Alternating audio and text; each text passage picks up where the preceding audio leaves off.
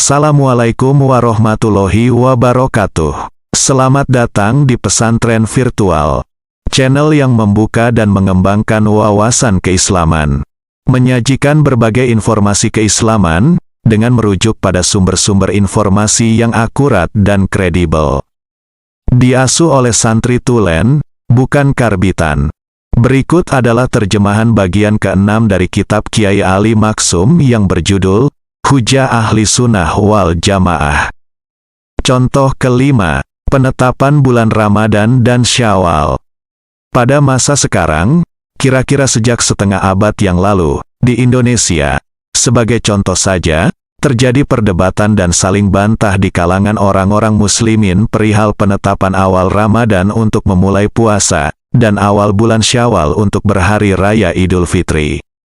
Kami mengajak mereka yang berwenang untuk mengkaji masalah ini dengan kembali kepada Al-Quran dan Sunnah, serta berpegang teguh kepada tali agama Allah, atau Hablullah, secara menyeluruh, dan menghindari perpecahan. Karena penetapan awal puasa dan hari raya Idul Fitri, merupakan bagian dari syiar Allah dan simbol seia sekata pada kalimat Tauhid.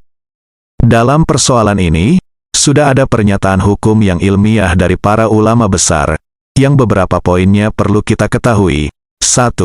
Para ulama mazhab 4 sepakat, bahwa awal bulan Ramadan tidak bisa ditetapkan kecuali melalui salah satu dari dua cara, yaitu ru'yatul hilal atau melihat hilal, dan menyempurnakan bilangan hari bulan Syaban sampai 30 hari jika hilal tidak bisa dilihat akibat terhalang oleh mendung, kabut, debu dan sejenisnya. 2. Mereka, yakni para ulama mazhab 4 itu, juga sepakat bahwa masuknya awal bulan Syawal juga ditetapkan berdasarkan ru'yatul hilal. Jika hilal Syawal tidak terlihat, maka wajib menyempurnakan bulan Ramadan 30 hari.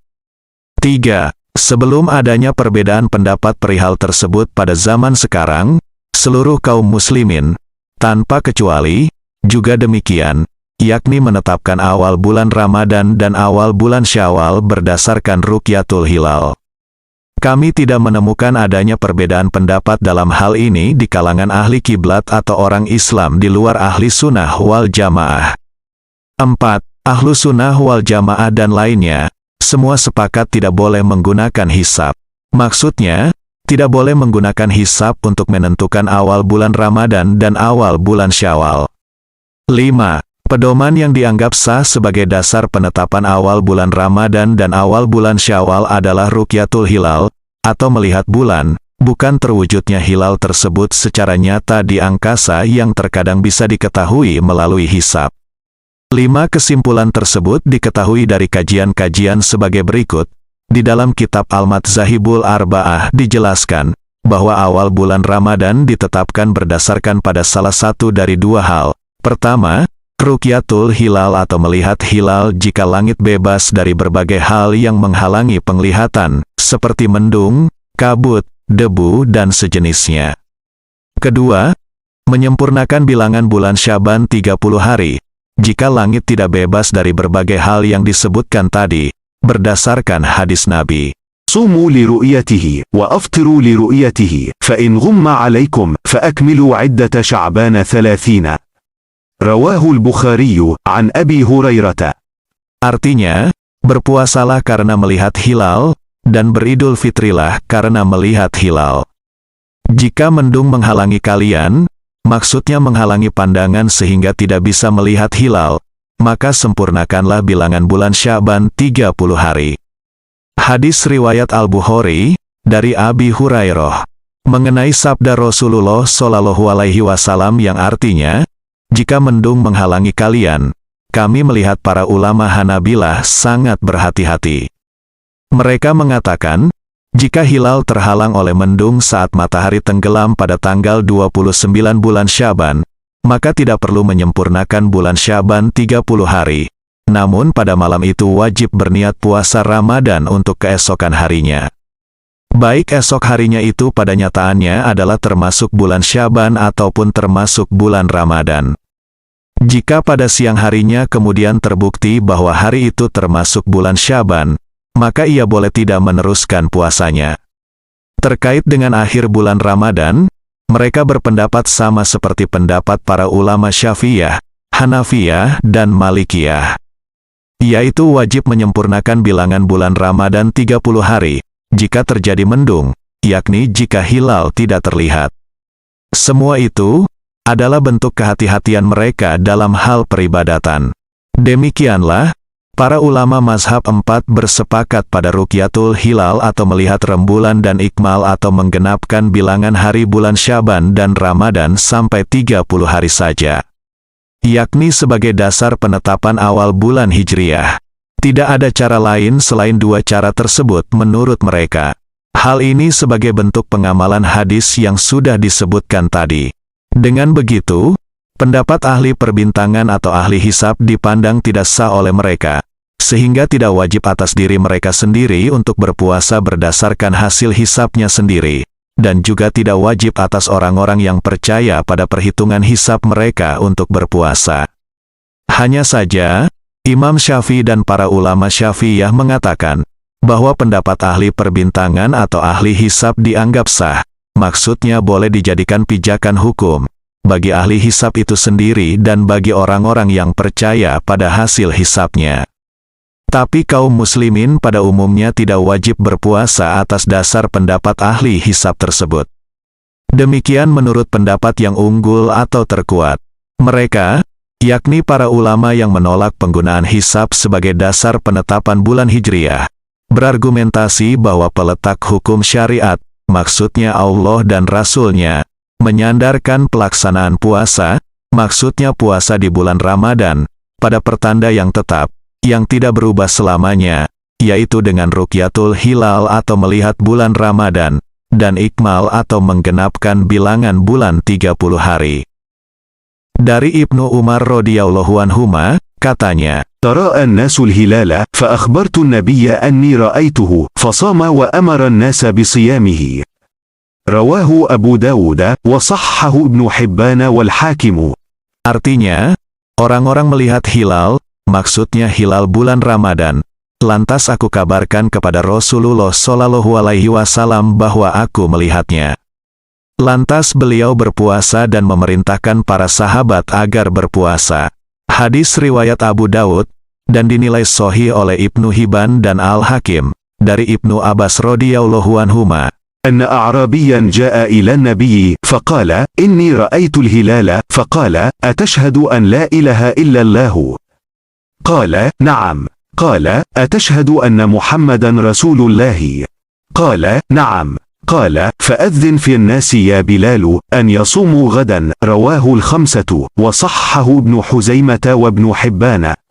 Artinya, seorang Arabi, maksudnya orang Arab pedalaman atau orang kampung yang tinggal jauh dari keramaian, datang menemui Rasulullah Shallallahu Alaihi Wasallam, lantas berkata, aku telah melihat hilal. Beliau bertanya, apakah Anda bersaksi bahwa tidak ada Tuhan selain Allah? Iya, jawabnya. Beliau bertanya lagi, apakah Anda bersaksi bahwa Muhammad itu utusan Allah? Iya, jawabnya. Beliau bersabda, wahai Bilal, umumkan kepada semua orang, agar mereka berpuasa besok. Diriwayatkan oleh Al-Qomsah, yakni 5 ulama hadis terkemuka, dan dinilai sahih oleh Ibnu Huzaimah dan Ibnu Hibban.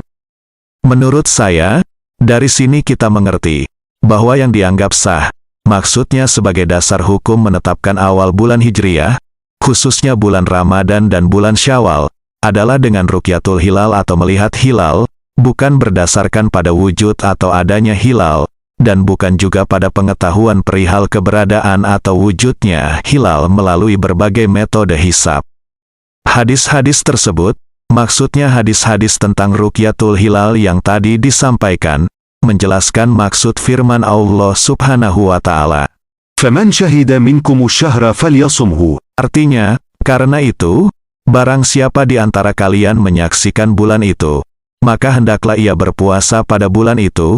Surat Al-Baqarah, atau surat kedua dalam Al-Quran, ayat 185. Maksudnya, siapa saja dari kalian yang menyaksikan masuknya bulan, yakni bulan Ramadan, dengan rukyatul hilal, maka semua orang yang melihatnya, dan semua orang yang yakin ada orang lain bisa rukyatul hilal, wajib berpuasa.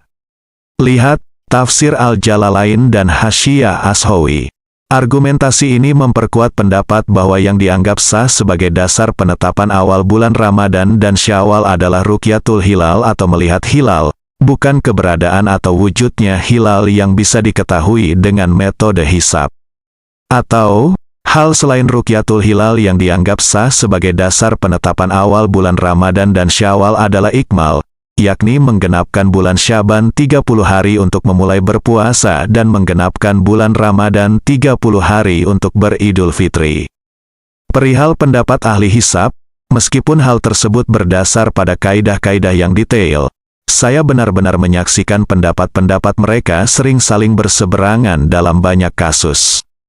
Kemudian dari hadis yang disebut tadi bisa dipahami tidak perlunya menggunakan hisab, karena hadis itu membatasi pertanda, maksudnya pertanda awal bulan dengan rukyatul hilal atau ikmal. Yakni, melihat hilal atau menggenapkan bulan sebelumnya 30 hari. Sementara hisab, terkadang tidak sesuai dengan ikmal. Bulan Syawal juga ditetapkan berdasarkan hal yang sama dengan dasar penetapan bulan Ramadan. Berdasarkan ijma atau kesepakatan pendapat para ulama mazhab 4 dan para ulama lain di luar ahlu sunnah wal jamaah. Sekarang lihatlah pendapat Sayyid Ibnul Qasim Al-Khu'i. Beliau adalah salah satu ulama Syiah Imamiyah, yang menyatakan, selain yang kami sebutkan tadi, yakni rukyatul hilali Ramadan atau sudah berlangsungnya bulan Syaban 30 hari, baik itu pendapat ahli hisab atau lainnya. Dan seterusnya sampai beliau mengatakan, penetapan 1 Syawal juga harus menggunakan salah satu dari dua cara yang sudah disebutkan, yakni rukyatul hilal disertai kesaksian 2 orang yang adil, atau dengan menggenapkan bilangan bulan Ramadan 30 hari. Jika hal tersebut tidak ada, maka tidak boleh berlebaran Idul Fitri.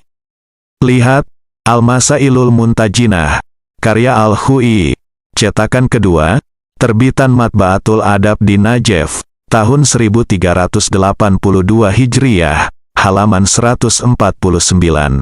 Demikian kata Kiai Ali Maksum perihal penetapan awal bulan Ramadan dan Syawal dalam kitab beliau, Hujjah Ahli Sunnah wal Jamaah.